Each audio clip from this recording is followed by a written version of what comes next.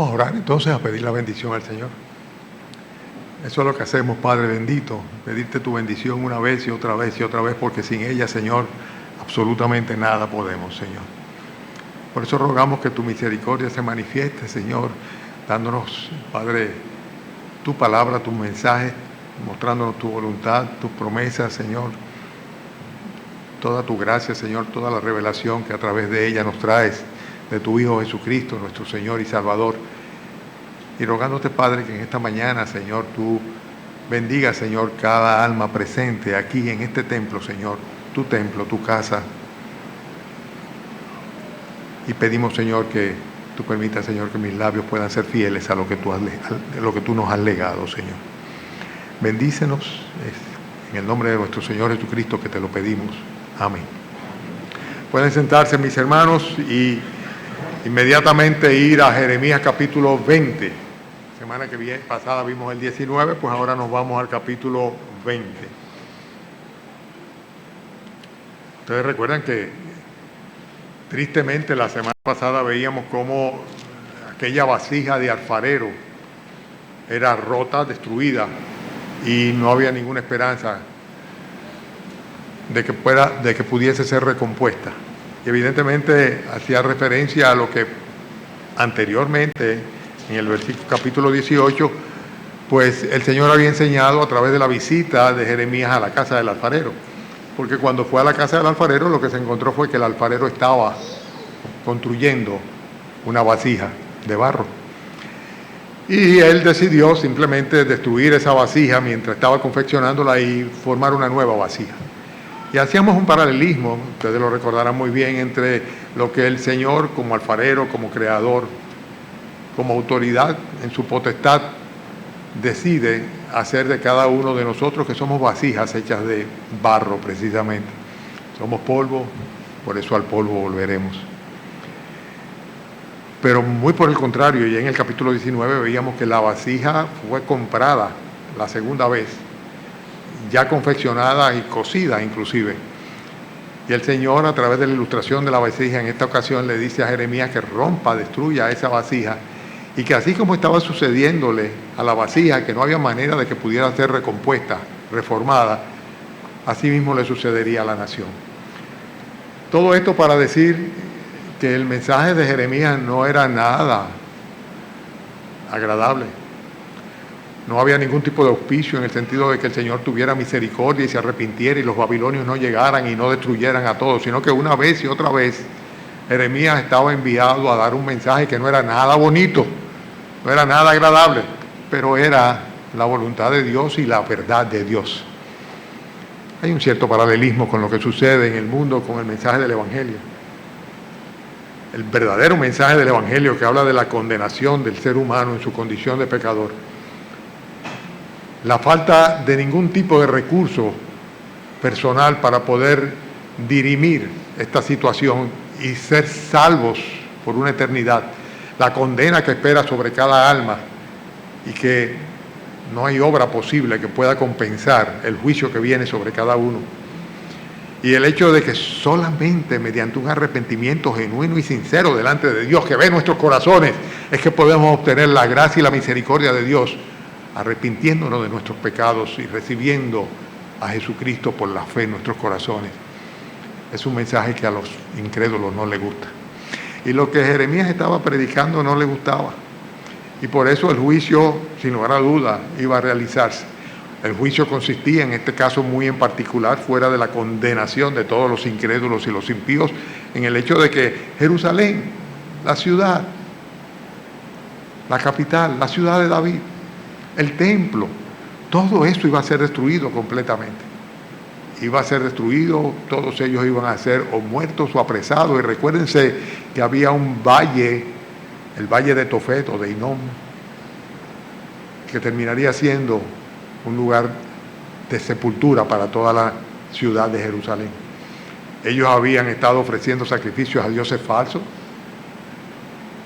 en lugar de sujetarse a la revelación divina y aceptar los mandamientos del Señor y la exclusividad de la adoración al único Dios real y verdadero, habían estado pues sencillamente detrás de ídolos, y estaban inclusive llegando a sacrificar a sus propios bebés en ofrendas a Moloch, a Baal, a los dioses falsos.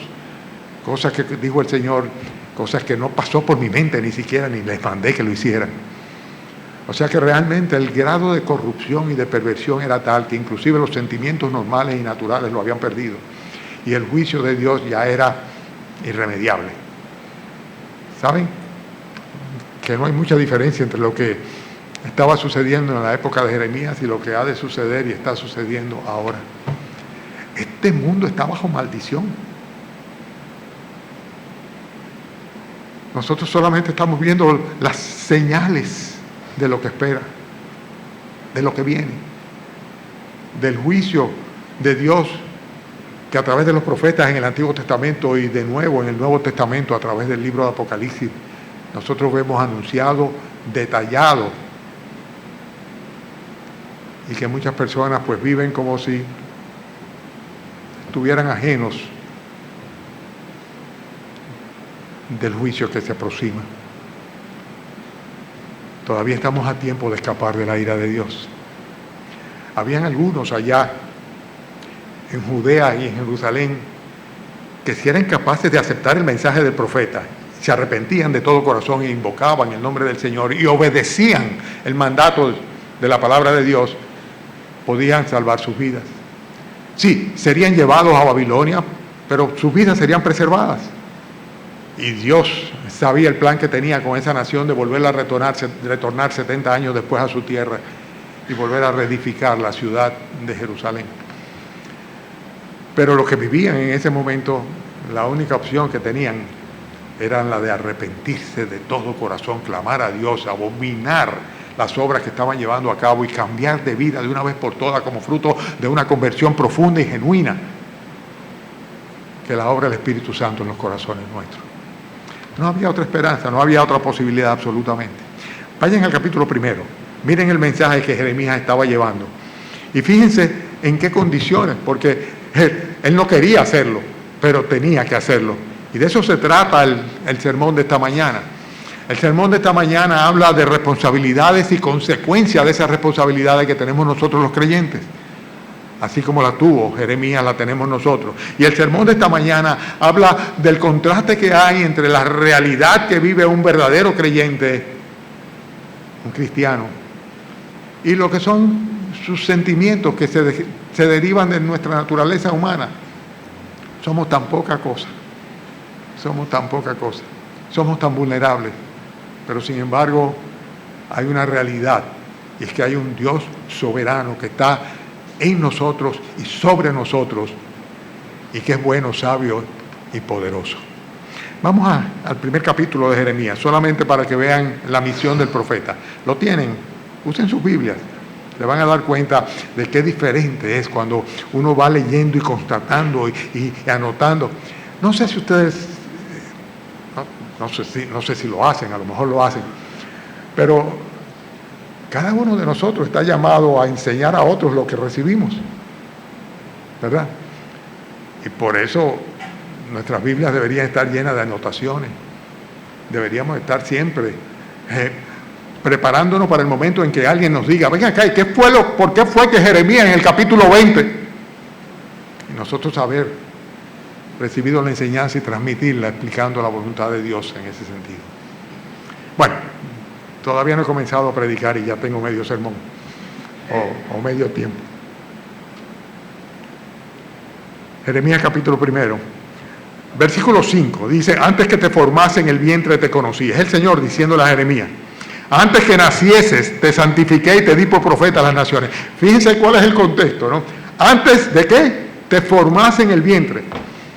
O sea, Dios tenía un propósito para Jeremías, ¿verdad? Antes de que fuese concebido en el vientre de su madre.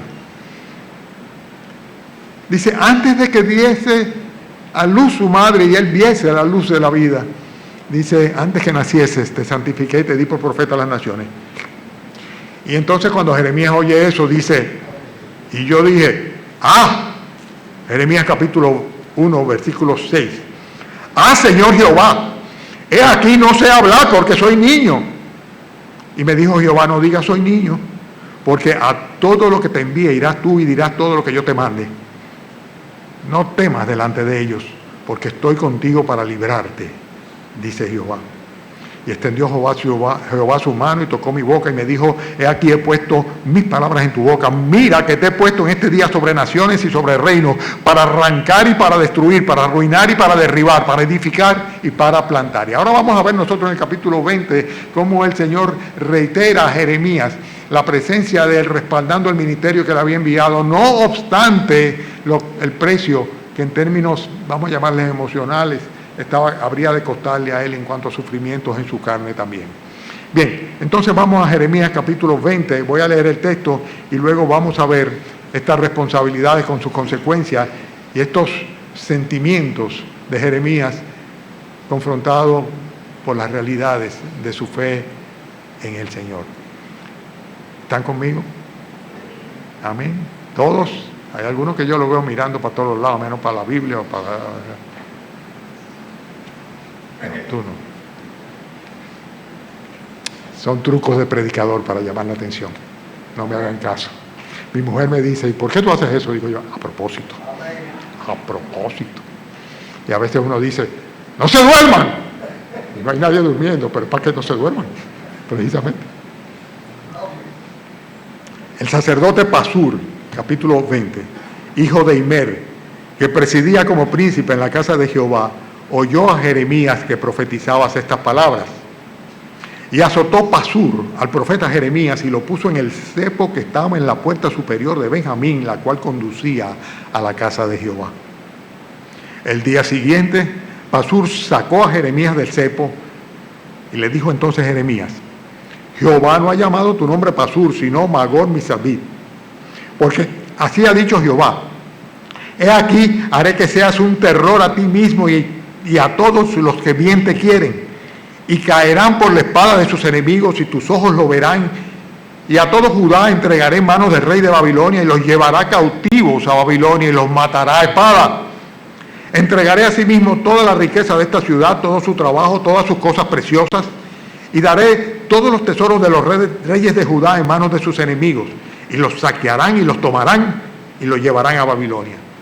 Y tú, Pasur, y todos los moradores de tu casa iréis cautivos, entrarás en Babilonia y allí morirás y allí serás enterrado tú y todos los que bien te quieren, a los cuales has profetizado con mentira. Versículo 7. Fíjense el cambio. Él estaba refiriéndose o dirigiéndose a Pasur, pero ahora comienza a hablar con el Señor. Y dice el versículo 7, me sedujiste, oh Jehová, y fui seducido. Más fuerte fuiste que yo, y me venciste. Cada día he sido escarnecido, cada cual se burla de mí. Porque cuantas veces hablo, doy voces, grito, violencia y destrucción. Porque la palabra de Jehová me ha sido para afrenta y escarnio cada día. Y dije, no me acordaré más de él, ni hablaré más en su nombre. No obstante, había en mi corazón como un fuego ardiente metido en mis huesos. Traté de sufrirlo y no pude, porque oí la murmuración de muchos, temor de todas partes. Denunciémosle. Todos mis amigos miraban si claudicaría. Quizás se engañará, decían, y prevaleceremos contra él y tomaremos de él nuestra venganza. Versículo 11. Mas Jehová está conmigo como poderoso gigante. Por tanto, los que me persiguen tropezarán y no prevalecerán. Serán avergonzados en gran manera, porque no prosperarán. Tendrán perpetua confusión que jamás será olvidada. Oh Jehová de los ejércitos, que pruebas a los justos y que ves los pensamientos y el corazón, vea yo tu venganza en ellos, porque a ti he encomendado mi causa. Cantad a Jehová, load a Jehová, porque ha librado al alma del pobre de mano de los malignos. Maldito sea el día en que nací. El día en que mi madre me dio a luz no sea bendito. Maldito el hombre que dio nuevas a mi padre diciendo, hijo varón te ha nacido, haciéndole alegrarse así mucho. y sea el tal hombre como las ciudades que asoló Jehová, y no se arrepintió. Oía gritos de mañana y voces a mediodía, porque no me mató en el vientre, y mi madre me hubiera sido mi sepulcro, y su vientre embarazado para siempre. ¿Para qué salí del vientre? Para ver trabajo y dolor, y para que mis días se gastasen en afrenta. ¡Wow!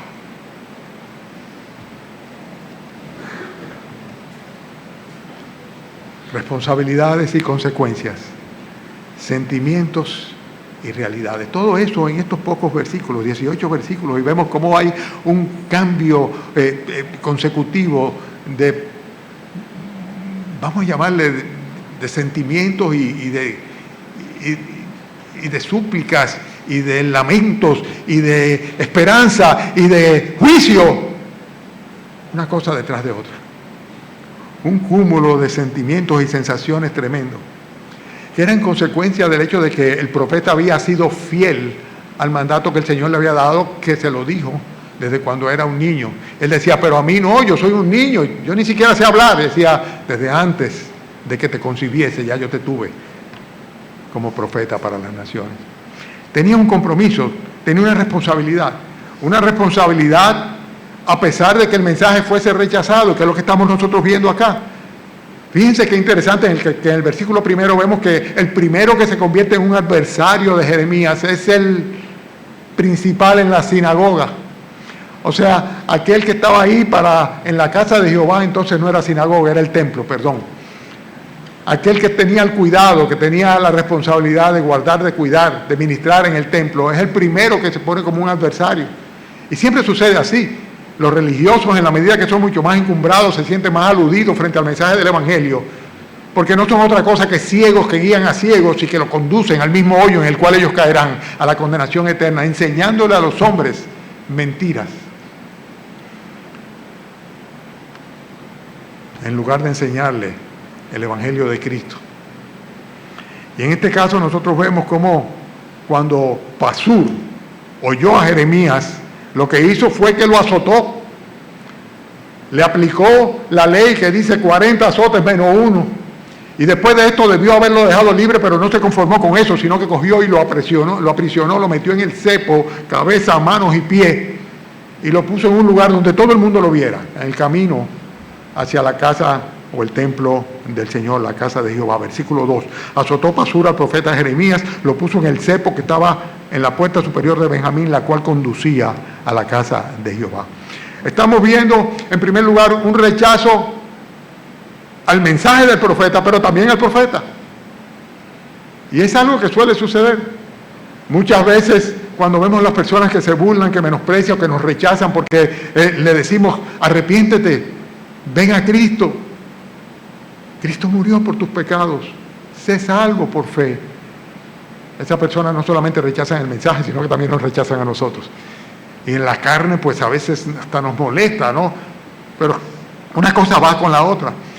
El rechazo de Pasur al mensaje de Jeremías era un rechazo que consecuentemente se manifestaba en el rechazo hacia Jeremías, hacia el profeta Jeremías. Y todo esto como consecuencia de que él había sido fiel en cumplir con la encomienda que el Señor le ha dado. Sufrió azotes, sufrió prisión, estuvo en el cepo, y además de esto escarnio, la vergüenza. Todo el mundo viéndolo como si fuera un delincuente, simplemente porque él estaba llevando de parte de Dios el mensaje de Dios al lugar donde Dios lo había mandado que lo hiciera. Me pregunto, ¿estaríamos dispuestos, con tal de ser fiel a la encomienda que el Señor nos ha dado, fieles a la encomienda que el Señor nos ha dado, a recibir reproches, prisiones, menosprecios, insultos? ¿Estaríamos dispuestos nosotros, los que conocemos la verdad? Pues Él tenía una responsabilidad, como la tenemos nosotros, cuando el Señor dice que debemos llevar el Evangelio a toda criatura, para que puedan ser salvos. El mensaje era claro y consistente. Versículo 3. El día siguiente, Pasur sacó a Jeremías del cepo. Le dijo entonces Jeremías, Jehová no ha llamado tu nombre Pasur, sino Magot Misabit, porque así ha dicho Jehová. El profeta es consistente, no se amilana, y le dice, tu nombre se va a convertir en terror por todas partes, porque eso es lo que va a suceder. Y el Señor es consistente, fiel, como debe ser cada mensajero del Evangelio. ¿Somos nosotros fieles?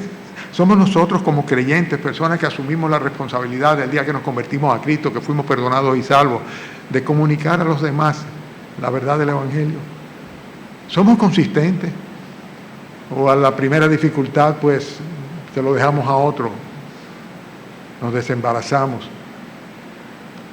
del compromiso que tenemos.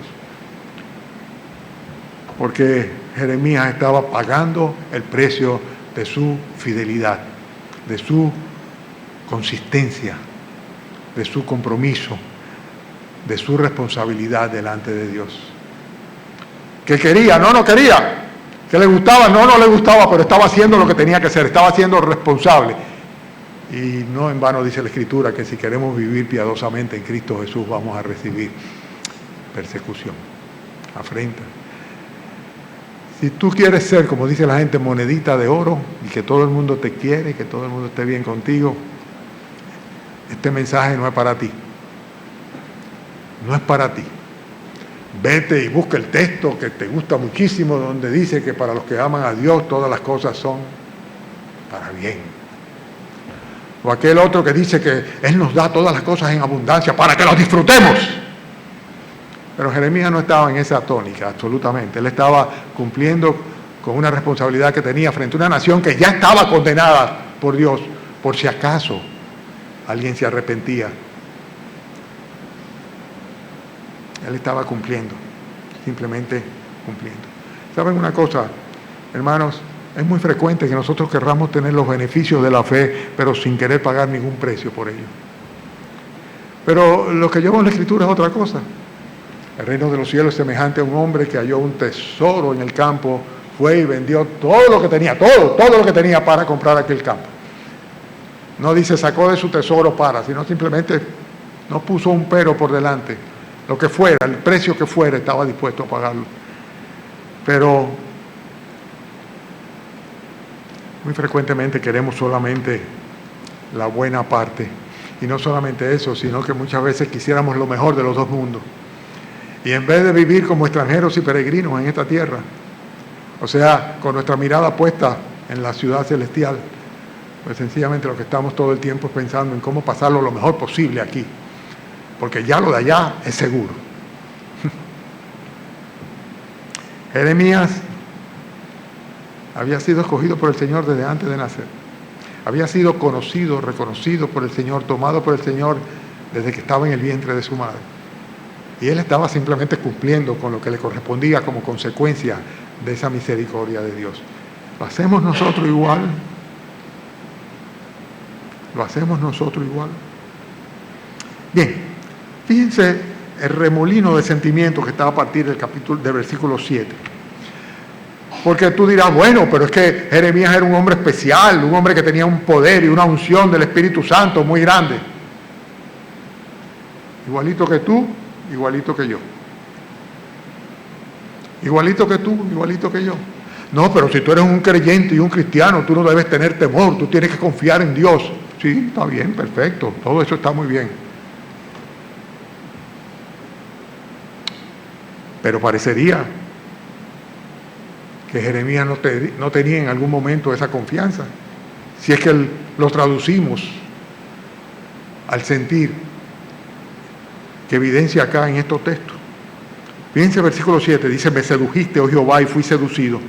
Más fuerte fuiste que yo.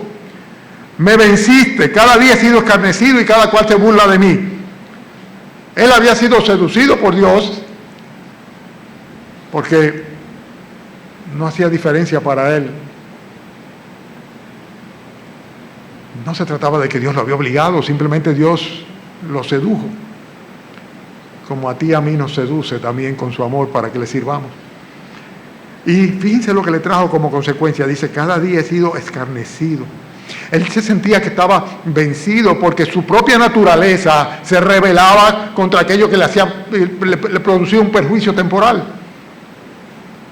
Pero sin embargo él dice, tú me venciste. Dice, y consecuentemente, como tú gobiernas sobre mí, Dice, cada día, dice, he sido escarnecido y cada cual se burla de mí. Fíjense, versículo 8. Dice, cuantas veces hablo, doy voces y grito, violencia y destrucción. Porque la palabra de Jehová me ha sido para afrenta y escarnio cada día. A mí me encanta subrayar las cosas, enfatizarlas, me gusta cuando las estoy estudiando. Dice, el Señor le hablaba, ¿verdad? Y él le hablaba al Señor. Y cada vez que le hablaba al Señor le decía, Señor, pero tú no estás viendo, Señor, la violencia y la destrucción que está, como ya yo la estoy experimentando también. Como cada vez que yo abro la boca y hablo el mensaje tuyo y digo la palabra de Jehová, todo lo que me trae como consecuencia es afrenta y todo lo que me trae es sufrimiento y dolor es lo que me trae. La gente se burla de mí, me escarnecen. Él estaba sufriendo eso. No. Como profeta no podía sufrirlo. Sí, lo sufría. Tenía un remolino de sentimientos dentro de ellos. Al punto tal que llega un momento en que él dice, yo quiero dejar esto. Que manden a otro. Señor, vine a ver si tú quieres mandar a otro, porque yo no quiero seguir con esto. Versículo 9. Dice, y dije, está hablando consigo mismo. Dije, no me acordaré más de él. Ni hablaré más en su nombre. O sea, yo voy a dejar esto. Esto de ser profeta de Dios y dar el mensaje de Dios, lo voy a dejar. No obstante, había en mi corazón como un fuego ardiente metido en mis huesos. Traté de sufrirlo y no pude. ¡Wow! Era una cosa que realmente él intentó dimitir. Había un ardor en su corazón, decía, un fuego insufrible. Dice, sencillamente, yo no quiero seguir, pero es que no puedo. Yo no sé si has experimentado eso alguna vez. Pero en la medida de que tú amas a una persona y sabes que va en camino a la condenación del infierno, aunque tal vez por su propio desprecio y su maltrato y su menoscabo a la fe tuya, pero como por lo mucho que tú le amas, oye, es algo que tú no puedes evitar. Ese fuego que arde dentro de ti y que te lleva, a pesar de que tú dijeras, bueno, pues que se condene. No. Que tengas misericordia, Señor. Y seguir adelante. Y seguir testificándole de Cristo, con la esperanza de que un día Dios abra los ojos de su entendimiento y esa persona se arrepienta de sus faltas delante de Dios y reciba la misericordia y la bondad de Dios por medio de Jesucristo. El profeta estaba intentando dimitir, pero tenía un ardor en su corazón, él no podía. ¿Has experimentado eso tú? Esa ansia, ese ardor, ese comezón aquí que te obliga a decirle a aquella persona que aún te desprecia a ti, Cristo te ama, Cristo murió por ti. Arrepiéntete, llega a Él, sé salvo.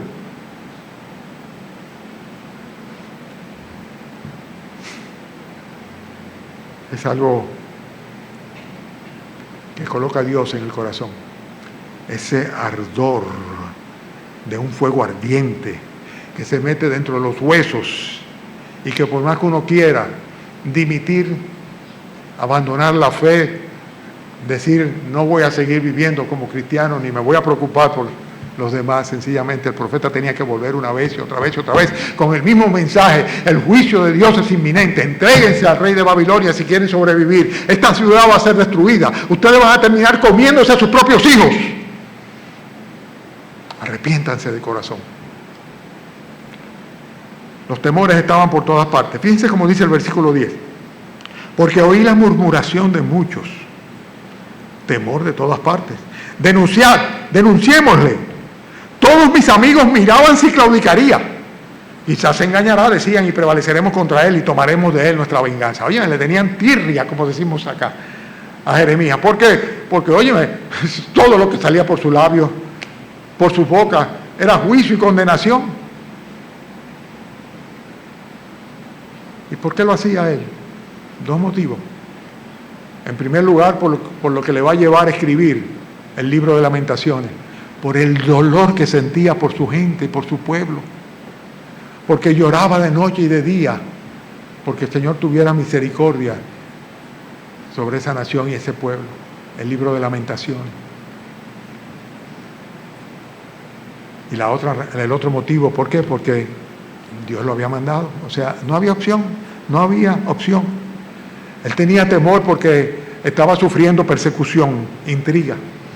Algunos simplemente porque mi esposo o mi esposa no le gusta que yo hable de eso ya, yo solamente por eso ya no hablo del Evangelio. O a tal o cual amigo, cada vez que le menciono a Jesucristo, se pone en una actitud que mejor no le digo nada. Además, yo no quiero ser rechazado ni rechazada. Yo quiero llevarme bien con mis amistades de toda la vida. Pero en este caso, él estaba siendo perseguido, había intriga alrededor de él. Estaba en juego el propio testimonio de él, porque sus amigos estaban esperando que él claudicara y estaban traicionándoles. Querían inclusive desquitársela, una revancha de parte de ellos, los adversarios, como dice acá. Dice, había en mi corazón como un fuego ardiente metido en mi... versículo 10. Dice, oí la murmuración de muchos y temor de todas partes. Mis amigos miraban a ver si claudicaría, a ver cuándo se le va a pasar ese fanatismo. Porque algún día tiene que pasarse, algún día tiene que claudicar. Y entonces fíjense, y aquí yo quiero poner un paréntesis. Fíjense cómo él cae en una depresión profunda. Una depresión profunda. Versículo 14. Maldito el día en que nací. El día en que mi madre me dio a luz no sea bendito. Maldito el hombre que le dio buenas nuevas a mi padre diciendo, hijo varón te ha nacido, haciéndole alegrarse así mucho. Y sea tal hombre como las ciudades que asoló Jehová, y no se arrepintió. Oiga gritos de mañana y voces a mediodía. Dice, maldito inclusive el que dio la noticia, ¿verdad? ¿Por qué no me mató en el vientre y mi madre me hubiera sido mi sepulcro y su vientre embarazado para siempre? ¿Para qué salí del vientre?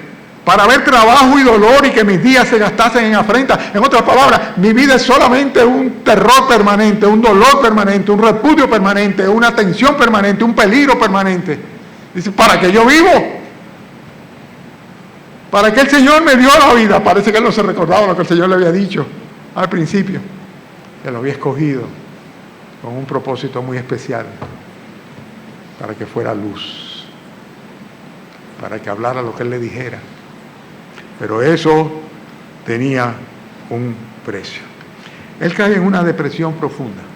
Y tú dirás, pero Jeremías, un profeta tan poderoso como él. ¿Sí? A Job le pasó. Un hombre tan justo delante del Señor, tan confiado en el Señor, que decía que él estaba, por así decirlo, no recuerdo ahora mismo la palabra exacta, pero estaba, él conservaría su integridad. Estaba seguro de su integridad. Dice, aunque en él me matare, en él esperaré.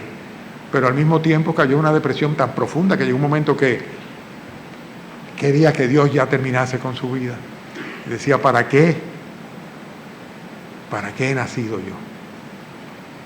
Y le sucedió también al profeta Elías, ¿ustedes se recuerdan? ¿Y en qué contexto, verdad?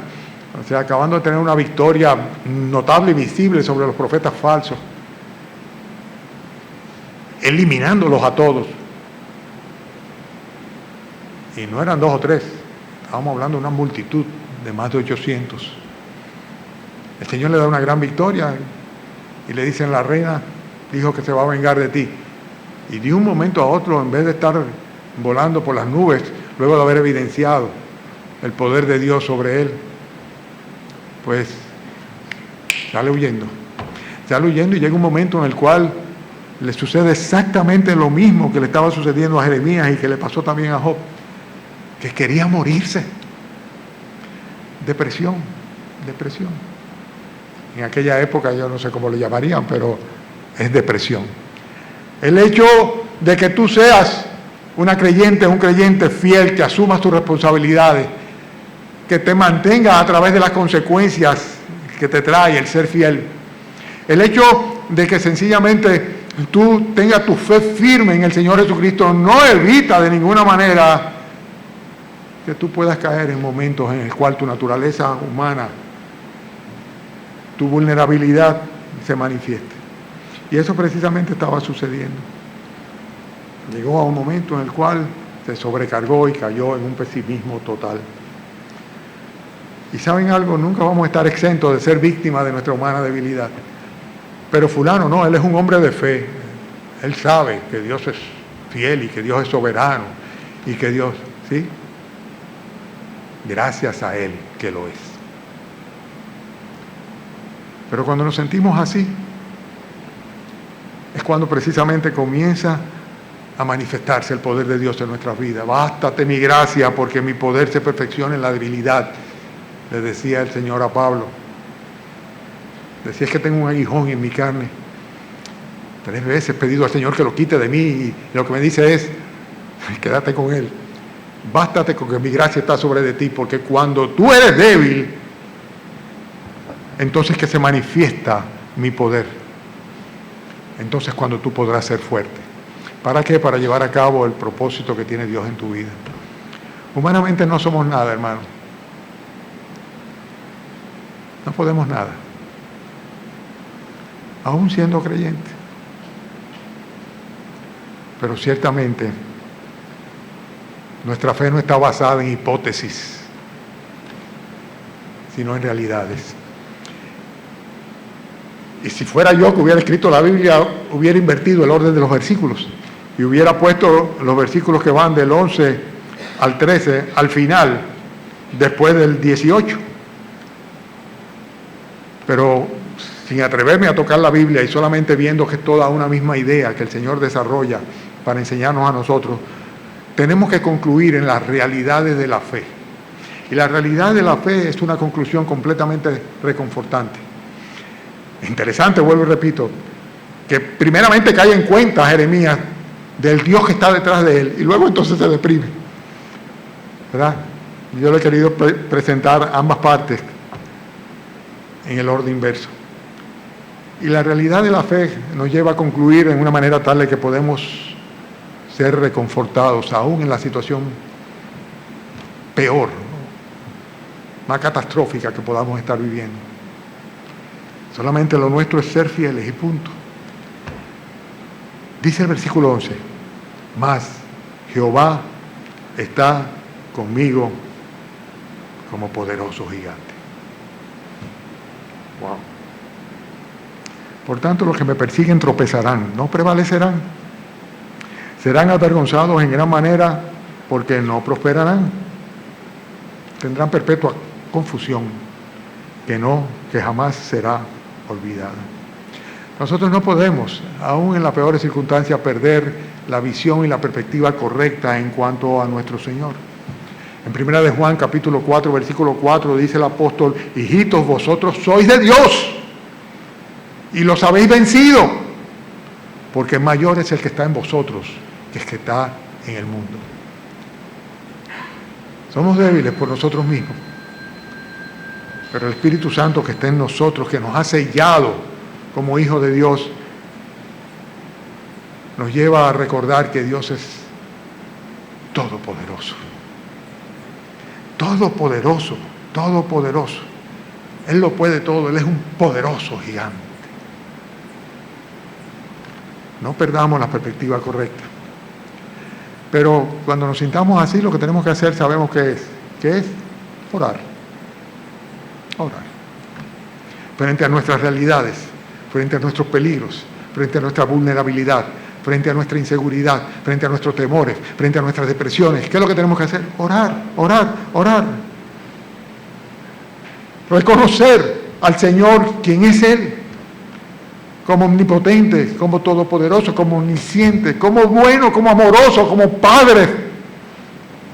Y en consecuencia, viene una oración de confianza. Versículo 12. Oh Jehová de los ejércitos, que pruebas a los justos y que ves los pensamientos y el corazón, vea yo tu venganza de ellos. Porque, ¿qué dice luego? A ti he encomendado mi causa. ¿A quién apeló? al Señor. Al Señor. Una oración que no es otra cosa que una manifestación de confianza al Señor. Señor, yo sé, tú sabes, yo no puedo, yo no quiero, pero yo confío en ti, Señor. A ti encomiendo mi causa. Y finalmente vemos cómo en el versículo 13 se manifiesta una actitud agradecida. Cuando el propio profeta, que un momentito antes va a estar lamentando, se estuvo lamentando y un momentito después va a querer morirse, dice en ese momento, cuando fija su atención en la realidad de su Señor y su Salvador, entonces dice, cantad a Jehová, versículo 13, load a Jehová, porque ha librado el alma del pobre de la mano de los malignos. Hermanos, voy a concluir con estas aseveraciones. La primera de ellas, nosotros hemos sido llamados a ser testigos fieles y ministros del Señor Jesucristo. El pastor es eso. No es el pastor, no. Todo cristiano, todo aquel que ha sido salvo, todo aquel que ha recibido de gracia la salvación del Señor, tiene el deber de dar de gracia lo que de gracia recibió. ¿Y qué es lo que hemos recibido de gracia? Aparte de la vida, que es común a todos los que estamos vivos, es la redención, el Evangelio, la misericordia de Dios, la vida y la inmortalidad a través del mensaje del Evangelio de Cristo. Tenemos que vivir piadosamente. Y si lo hacemos, vamos a ir contra la corriente de este mundo. Vamos a tener que decir no. Y decir por ahí no. Y contigo no. Y eso no. Y si andamos contra la corriente de este mundo y vivimos piadosamente, y si somos fieles al Señor, vamos a recibir en consecuencia oposición y vamos a recibir menosprecio. Y vamos a recibir, como lo hizo Jeremías, escarnios, inclusive burlas y peligros. Este es el mensaje más raro del mundo, el mensaje del Evangelio. Es un mensaje que habla de salvación, de vida nueva, pero al mismo tiempo habla de sufrimiento, padecimiento.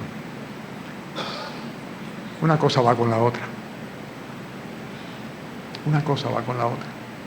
Tenemos que vivir piadosamente, apartados, fieles para el Señor. La vida es breve y los viejos lo sabemos. Nunca va a alcanzar la vida nuestra para retribuir la misericordia de Dios por nosotros y los que amamos. No la desperdiciemos en darnos placeres temporales. Poned la vida en las cosas de arriba, donde está Cristo sentado a la diestra de Dios, para que cuando Cristo, vuestra vida, se manifieste, entonces nosotros podamos tener la aprobación de Él. Tercera exhortación, hermanos. Nuestros sentimientos son naturales y por momentos nos invaden el temor o miedo, la inseguridad, el dolor, la confusión. Todas estas cosas son parte de nuestra humana naturaleza. Es como si dijésemos, no, yo no peco nunca. Ojalá. Pero no somos nada nosotros. Pero a pesar de que nuestros sentimientos son naturales, no deben obnubilar, no deben nublar nuestra razón bajo ninguna circunstancia, y mucho menos eclipsar la luz de nuestra fe. ¿Y cómo lo logramos? Acudiendo al Señor una vez y otra vez, acudiendo a la palabra del Señor, aferrándonos a las promesas del Señor. Haz el ejercicio, toma cualquier libro y comienza a transcribir las promesas del Señor. Te exhorto a que tomes los salmos para ello. Toma nota. No que lo subrayes, no que lo transcribas para que se te fijen. Tantas promesas que tenemos en el Señor desde el Antiguo Testamento. El Señor prometió lo siguiente: he aquí, yo estoy con vosotros todos los días hasta el fin del mundo. ¿Y cuándo dijo eso? Cuando dijo, ir por el mundo y predicar el Evangelio a toda criatura. El que creyere será salvo, el que no creyere será condenado. Dice, bautícenle en el nombre del Padre, del Hijo y del Espíritu Santo. Y aquí yo estoy con vosotros todos los días hasta el fin del mundo. Él es nuestro poderoso gigante. La promesa de Él de estar con nosotros Es en lo que nosotros debemos descansar. No en nuestras propias capacidades, sino en su promesa. Él es nuestro poderoso gigante, como decía el profeta. Mas Jehová está conmigo como poderoso gigante. En consecuencia, de lo que se trata es de encomendar nuestra causa al Señor. Encomendar nuestra causa al Señor. Aquello que nos aflige, aquello que nos mortifica, aquellas dudas, aquellas debilidades, aún aquellas infidelidades nuestras. Pedir perdón y encomendar nuestra causa al Señor y seguir para adelante. Y continuar. Dice la Biblia que Dios no dejará jamás caído al justo. Y que si 7 veces cae, volverá a levantarse. Dios no quiere hombres fuertes y mujeres fuertes, sino que Dios lo que quiere son creyentes fieles, como lo era Jeremías, sin lugar a dudas, como lo fue Jeremías, y como vemos todo un listado en Hebreos capítulo 11 de aquellos que depositaron su fe en el Señor y no fueron defraudados. Es posible que no hayan recibido en vida aquellas cosas que ellos esperaban, pero tenían su mirada puesta en el galardón y fueron fieles, como dice el Señor, sé fiel hasta la muerte, yo te daré la corona de la vida. Jesucristo es nuestro poderoso gigante.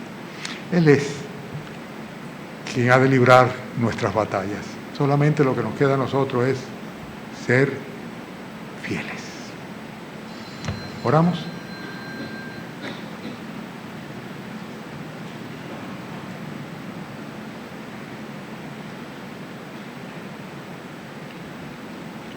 Tal vez quieres comenzar una nueva vida en el Señor Jesucristo. Díselo. Tal vez reconociste a Jesucristo tu Salvador, te arrepentiste de tus pecados y eres un hijo de Dios, una hija de Dios, pero no has sido fiel. Has sido inconstante, no testificas de Cristo. Lo lamentas, díselo a Él. Tal vez en esta mañana quieres decirle, Señor, perdona mi pecado. Ven a mi corazón. Hazme un hijo tuyo por medio de la fe. Y libra tú mis batallas, Señor. Sé mi poderoso gigante.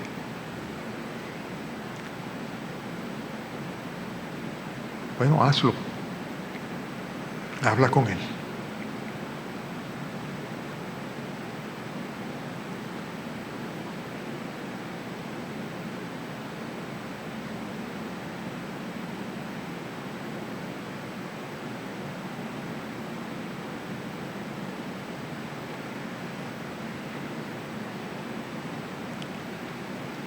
Ahora te rogamos, Padre bendito, que permitas que podamos concluir este culto de una manera que te sea agradable a ti. Que esta tarde, esta nochecita, podamos de nuevo, Señor, congregarnos y de nuevo agradarte a ti. Permite, Señor, que mientras podamos reunirnos con los que amamos y llegar a nuestros hogares y estar con nuestros familiares. Con tu bendición, te lo pedimos en el nombre del Señor Jesucristo. Amén.